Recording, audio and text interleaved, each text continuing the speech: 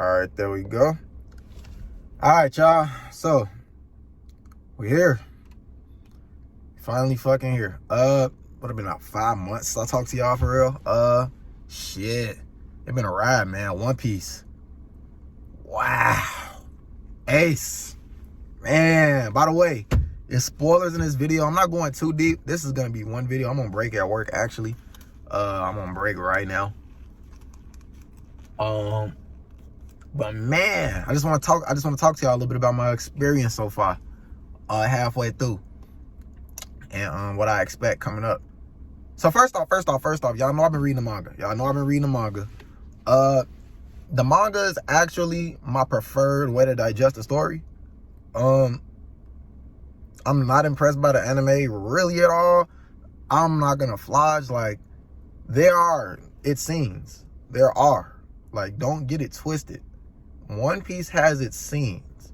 Luffy versus, was it Bueno or is it Blueno? I think it was Blueno. Luffy versus Blueno. Correct me if I swear to God, I think it's Blueno. I think it's with an L. Luffy versus him. Even though I like it in the I like everything in the manga better. I'll just say that right now, except for Ace's being free, and Ace getting free. I like that better in the anime.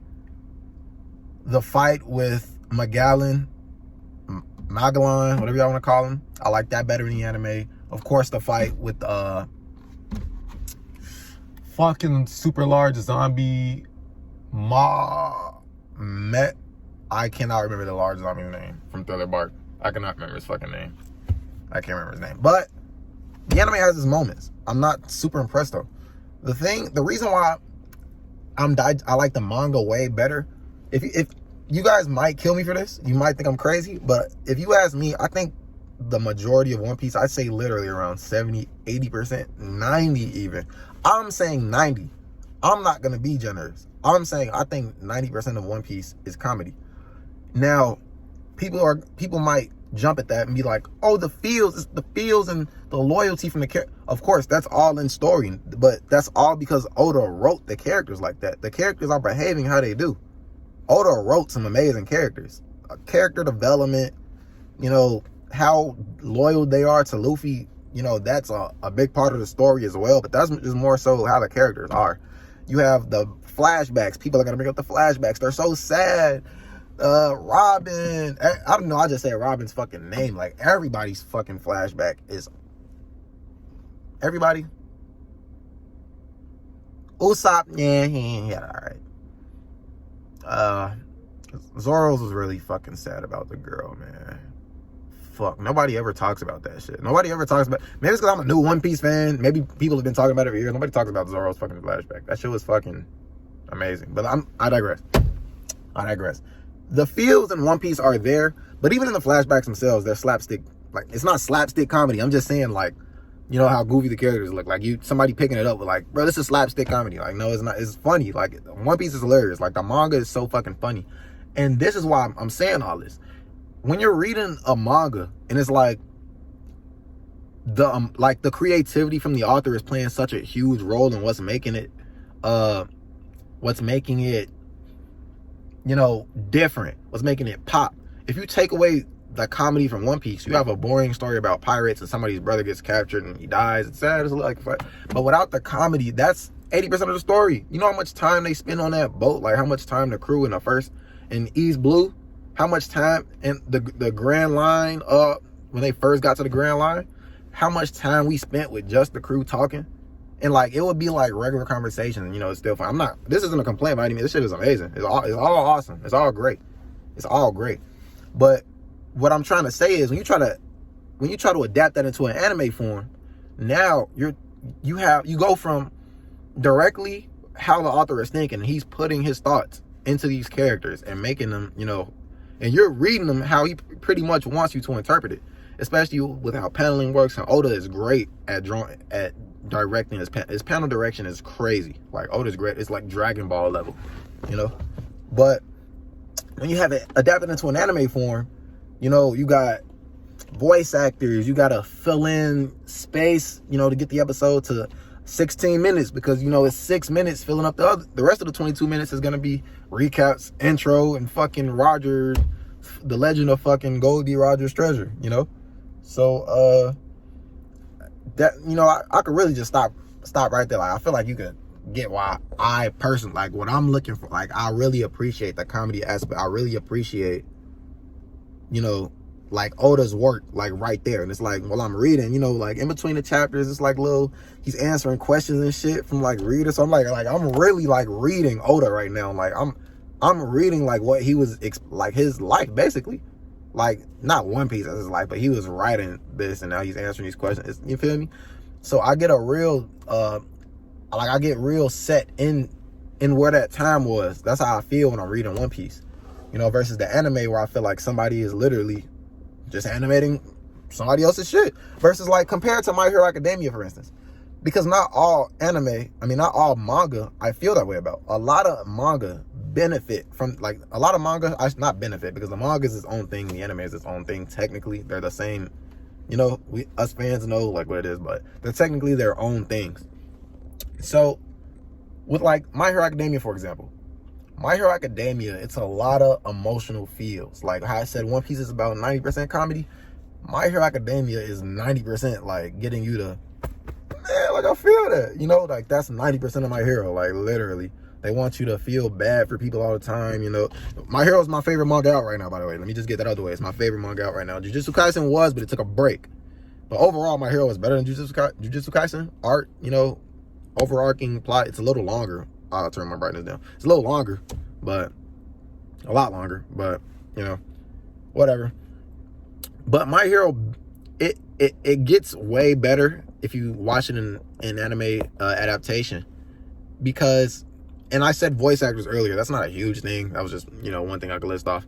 But with the My Hero Academia anime, you get to really, like, you get music, you get to see these tears fall from these characters.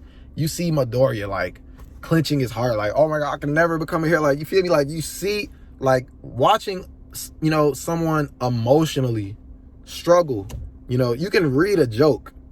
You don't need like, how would it look if you told a stand-up comedian to like act out all his fucking jokes? Like, you know, like, you feel me? Like every time he told a joke, he just like started acting, like telling this joke on stage. You know, like certain things, you know, should come into maybe our senses, you know, certain manga, certain themes, our senses, you know, will take in a little differently, and some will come through a lot better through some senses, you know, what's the word, appealing to some senses. That's what I was trying to say, appealing to like visuals, you know, sound. You know, you're reading the manga, you can read these jokes, you don't need to hear the character. You can make the character sound as funny as you want to make the shit funny in your head, like subconsciously. Like when you're reading it, you get your own like rhythm reading, you know how you know, this is gonna happen. Both My Hero, they really take control and they make you feel how, I can't think of the author's name right now, My Hero. Can't think of it. Sorry, don't give a fuck. They make you feel exactly how the author wanted you to feel in that manga times 10, because they're animating it and they're giving you sound. Just like when you hear someone crying, wow. Like, man, Attack on Titan. It's more of a like, it's these three anime I just brought up are like ethos, pathos, and logos. I hope I said ethos right. I hope that's the right one. Logos being like the logical approach to get, you know, when you're writing a narrative. Pathos being the emotional approach. And ethos, if I'm saying that one right, it would be the persuasive approach. Persuasive approach. I would think. I forgot. I learned that shit in high school a couple years ago. But Attack on Titan, for example, is logos. They more so trying to appeal to your logic.